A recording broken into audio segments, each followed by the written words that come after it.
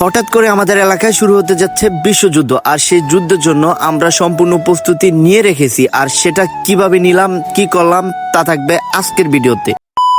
Hello everyone, কি অবস্থা সবার? আশা করি সবাই ভালো আছেন, এন্ড আমিও ভালো আছি। আর আমি ভালো না থাকলে আপনাদের ভিডিও করে কে দিবে? তো চলেন শুরু করা যাক আজকের ভিডিও। তো আমরা আজকে যুদ্ধের জন্য সম্পূর্ণ প্রস্তুতি নিয়ে নিলাম। আর যুদ্ধের জন্য প্রথমে কি কি নিলাম তা তো দেখলেনি। আর তাছাড়া আমরা কিন্তু প্রথমে লাঠি নিলাম, আর লাঠি কিন্তু সব কাজে ব্যবহার করা হয়। আর যুদ্ধে জিতার জন্য আমাদেরকে প্রথম কথা হচ্ছে লাগবে বোমা, আর বোমা রাখার জন্য তো একটা পাত্র লাগবে, আর সেটা আমরা নিয়ে আসছি। আর এটা আনতে যে কত কষ্ট হয়েছে সেটা তো আপনারা দেখেই বুঝতে পারলেন।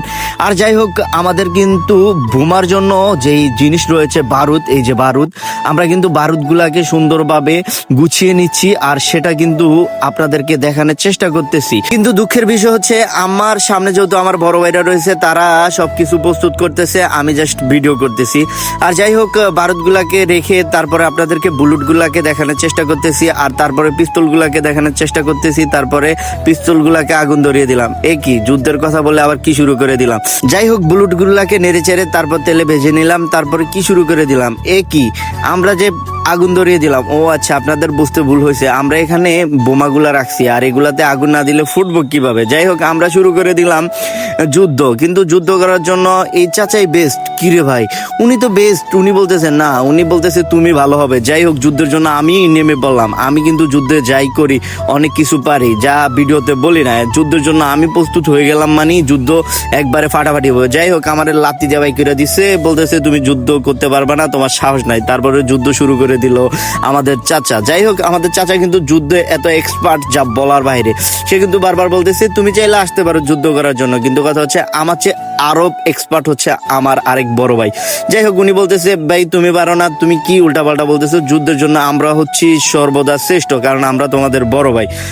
বড় ভাই তো আমি ভুলে গেছি। তারপরে আমি চিন্তা করলাম বড় ভাইদেরকে সুযোগ একটা দেওয়া যায়, তারা যুদ্ধ করে মরে যাক, তারপরে যা আছে সব আমার। যা বুঝলেন তাই আমার। কি বুঝলেন ভাবিরা আমার? আরে না ভাই, যুদ্ধে হেরে গেলে বুঝে নিত সবকিছু আমার, যেটা মনে করছেন ওইটাও আমার। যাই হোক, বড় ভাইরা এখানে রান্না বান্নার কাজ করতেছে, আর আমি যুদ্ধের কাজ করতেছে, আর আমি দেখতেছি যে যুদ্ধ কিভাবে করতে হয়। ওইদিকে যুদ্ধ চলতেছে ফাটাফাটি, আর আমার এক ছোট ভাই এখানে কাজ করতেছে, যারা যুদ্ধে শহীদ হবে তাদেরকে শোয়ানোর জন্য। যাই হোক, তারপরে যুদ্ধ কিভাবে চলতেছে দেখতেই তো পাচ্ছেন। ওরে ভাই, যুদ্ধ যারা করতেছে তারা মনে হয় আমাদেরকে আজকে বিজয় এনে দিবে। তারপরে যুদ্ধ করতে করতে বুঝে ফেললাম যে যুদ্ধ সম্পূর্ণ শেষ হয়ে যাচ্ছে। আর তাছাড়া যুদ্ধ করতে করতে আমরা সবাই যেহেতু ক্লান্ত হয়ে গেছি, এখানে আমরা পাকশাক শুরু করে দিছি। আর এতক্ষণে যা বুঝলেন, যুদ্ধ কিন্তু আমরা পাকশাক নিয়েই করতেছি। কিরে ভাই, উল্টা পাল্টা বুঝলে আমি কি করব? তারপরে এলাকার ছোট ভাই বড় ভাই সবাই খাওয়ার জন্য প্রস্তুত হয়ে গেল, কিন্তু বন্ধুর পেট তো অনেক বড়, এই হালায় তো খাওয়ার লেগা পুরা অলরেডি রেডি। কিন্তু কথা হচ্ছে আমাদের ছোট ভাইরা যারা আছে তারা তো ভাই হাসতেছে, ভাই বড় ভাই গুলো যুদ্ধ করে তো পারলাম না। যাই হোক, আমার এক বড় ভাই প্রচুর ব্যস্ত, কবি সাহিত্যিক মানুষ তো। যাই হোক, কবিরা একটু নীরবে থাকতে পছন্দ করে। আমি বুঝতে পারি না ভাই, আপনি যে নীরবে থাকতে পছন্দ করেন। তারপরে আমি ছোট ভাইদেরকে নিয়ে একটু হাসি ঠাট্টা মজা করলাম।